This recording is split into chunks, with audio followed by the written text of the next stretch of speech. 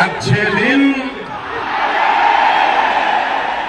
Hey guys, it's Divyansh. Welcome back to another episode of match review. लेकिन match review plus थोड़ी C football news, क्योंकि यार हमको यहाँ पर थोड़ा सा PSG के अंदर भी घुस के बात करनी पड़ेगी कि वहाँ पर मेसी की इंजरी और ये एम्बापे वगैरह सागा क्या चल रहा है. लेकिन सबसे पहले भाई अच्छे दिन आ गए भाई अपने. लाइक देखो, मैं एग्जैजरेट नहीं करूँगा इस सिचुएशन को. मैं ये नहीं कहूँगा कि भाई आने वाले टाइम में अब तो 20-25 गोल है. लाइक होप कि भाई आने वाले टाइम में रोनाल्डो जितना भी टाइम बचा है 20-25 और उसमें से 5-10 तो वर्ल्ड कप में ही आ जाए. लेकिन ठीक है, ये अपनी फैन रोमांटिसिज्म को साइड में रखूँगा.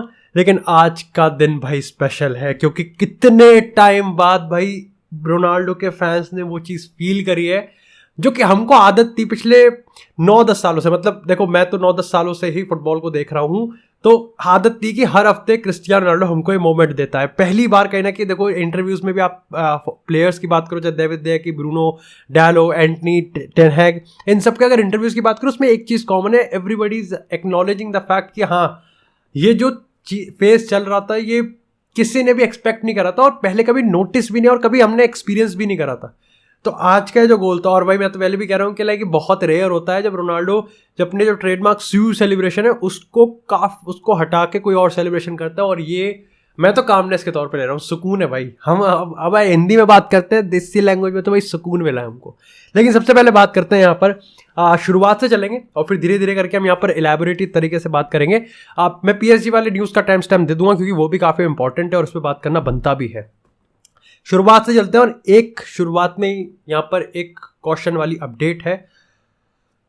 I don't know like if Anthony martial हमारे लिए बहुत इंपॉर्टेंट है, लेकिन अगर एक प्लेयर का खेलना और उसके खेलने का तरीका ये बहुत ज़्यादा इंपॉर्टेंट है, तो इंपॉर्टेंट उसका अवेलेबल रहना भी है. कल को मैं कह दूं कि Neymar is definitely one of the best players, लेकिन मैं अगर ये कंडीशन रख रहा हूँ, देन आई एम सेइंग कि ओके, लेकिन खेलेगा सिर्फ 5 गेम. फायदा क्या है भाई? वो फायदा क्या है उसका? तो एंथनी मार्शियल अगर अवेलेबल ही नहीं रहेगा तो हम यहाँ पर किसका मुंह देखेंगे? हैरी मैग्वायर को खिला दें स्ट्राइकर पे, या फिर इसको एरिक टेन हैग को खिलाने आगे, एलांगा को खिलाएंगे क्या आगे? तो यहाँ पर ये एक बहुत सोचने वाली बात है. और देखो, as far as I am concerned, इसका मतलब ये नहीं है कि एंथनी मार्शियल को आपको हटा देंगे, बेच देंगे, या फिर आपको रिजर्व में डाल देंगे. इंजरी से वापस आएगा और वो खेलेगा, जिस पे मैं आंसर भी करूंगा जब रोनाल्डो वाले सेक्शन पे हम पहुंचेंगे. लेकिन अभी के लिए ये चीज मेरे को लगती हुई दिख रही है कि एरिक टेन हैग, या फिर हम यूनाइटेड की हायरार्की की बात करें, they have to think like this कि ऐसे प्लेयर जो कि एक इंजरी प्रोन है, कोई भी नहीं चाहता कि वो इंजरी प्रोन है. सबको पता है कि टेन हैग उसको कितना मानता है, लेकिन अगर वो इंजरी प्रोन है then you have to see the future. सिर्फ उसका ही नहीं, बल्कि आपकी जो स्ट्रैटेजी है, अगर आप ये मान के चल रहे हो कि एंथनी मार्शियल आपको 55 गेम खेलेगा आपके सीजन में, देन यू आर फूल.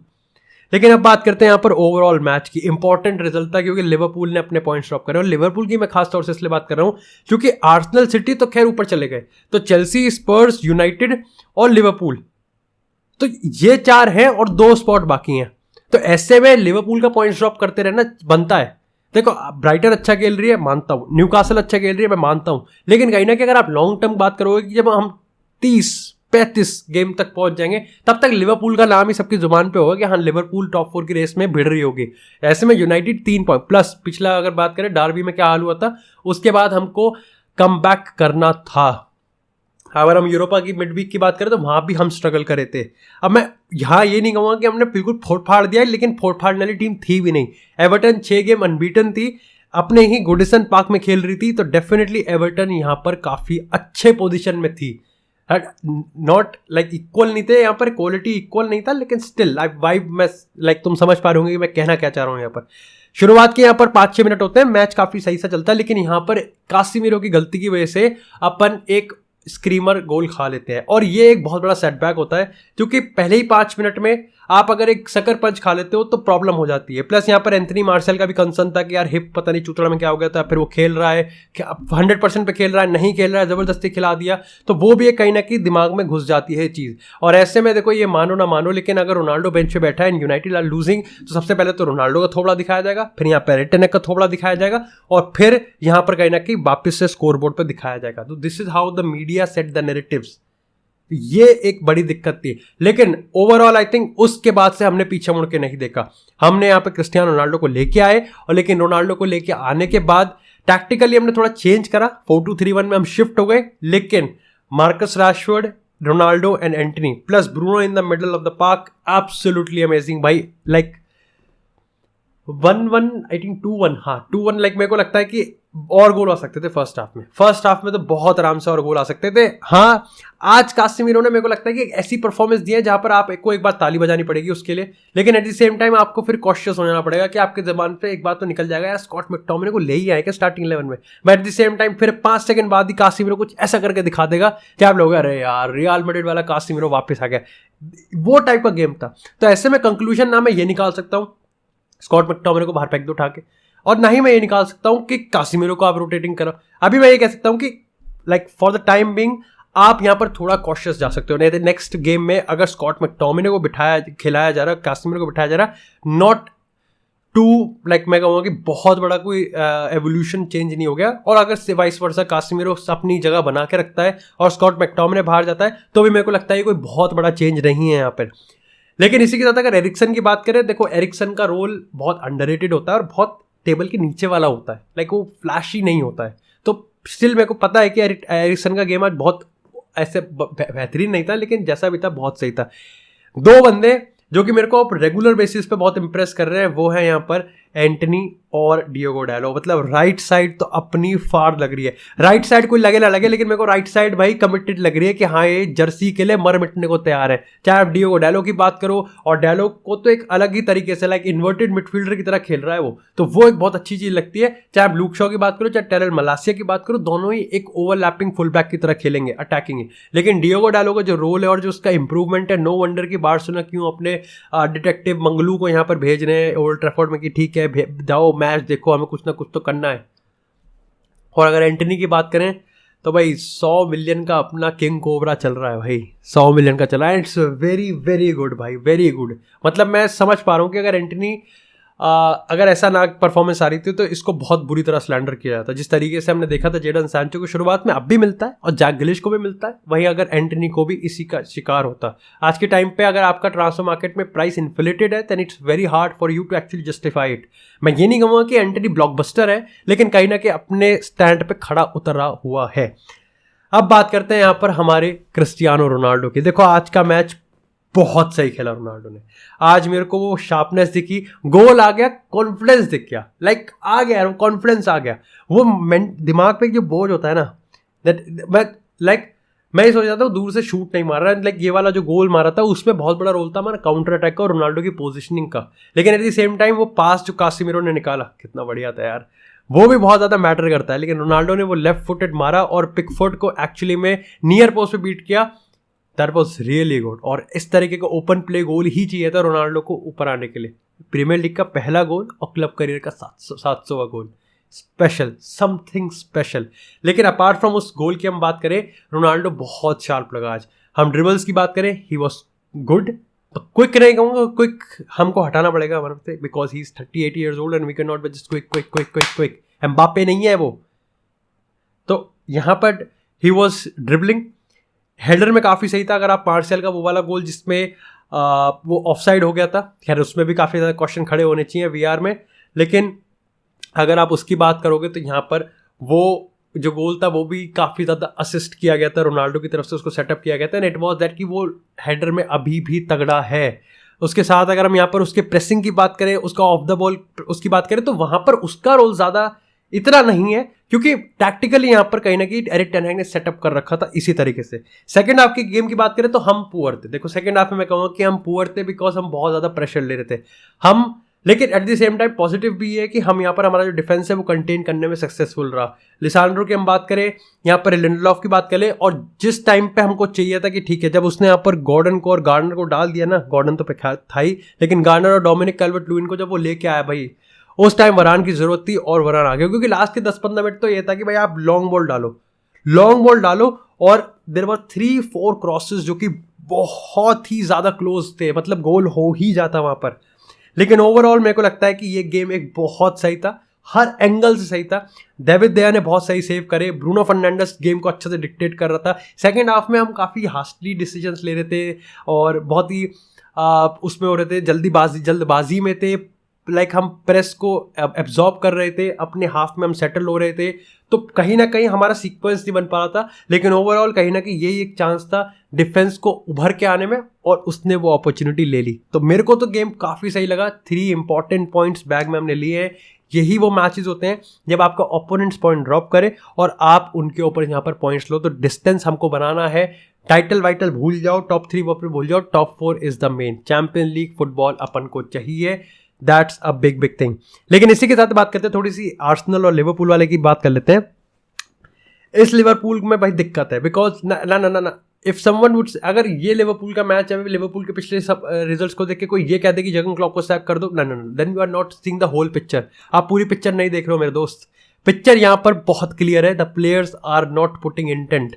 और देखो ये मैच सही था। मेरे को डर लग रहा था कि आर्सेनल इतनी मेहनत करने के बाद भी, इतना टैक्टिकली आउटक्लास करने के बाद भी, अगर लिवरपूल से पिट गई या फिर लिवरपूल से ड्रॉ भी कर गई, तो इनको लाइक सीरियसली एक कटोरी में पानी लेके उसमें डूब के मर जाना चाहिए।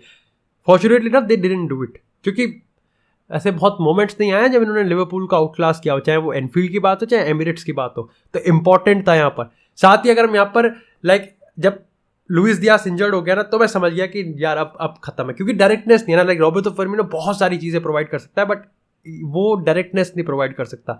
साला बहुत शांत लग रहा है यार, साला बहुत शांत लग रहा है। ट्रेंट जितना कंट्रीब्यूट कर रहा है उससे ज़्यादा तो एक्सपोज कर रहा है, कंसिडरिंग द फैक्ट कि जो गोमेस को उधर डाला जा रहा है, साला को बाहर करके फेबिनो को डाला जा रहा है। ये अपने आप में एक प्रूफ है कि जर्गन क्लॉप को पता है कि लीकेज किधर है, पानी किधर से चू रहा है, और उसको पता है कि उस पर बैंडेज लगाने की ज़रूरत है। आप हर चीज़ कर दोगे, आप कितने ही टैक्टिकली एवोल्यूशन करते रहे, आप इम्प्रोवाइज करते रहे, बट अगर आपके प्लेयर यहाँ पर वो इंटेंट ही नहीं दिखा रहे हैं, तो आप डीप ट्रबल में हैं। और अगला मैच मैनचेस्टर सिटी में, जो कि like City are favourites, definitely favourites, और अगर आप वो मैच में हक दिए तो आपका मोराल और डाउन होने वाला है। देन बहुत मुश्किल हो जाएगा कि आप फिर अपने आप को कैसे उठाओगे, और फिर कहीं ना कहीं चैंपियन लीग के clutch moment, then World Cup. तो भाई लिवरपूल के लिए जो एक वो है ना रास्ता है, वो लाइक बहुत ही ऐसा सा है। लेकिन इसी के साथ बात करते हैं थोड़ी सी पीएसजी की। सबसे पहले बात करते हैं लियोनेल मेसी की अवेलेबिलिटी की।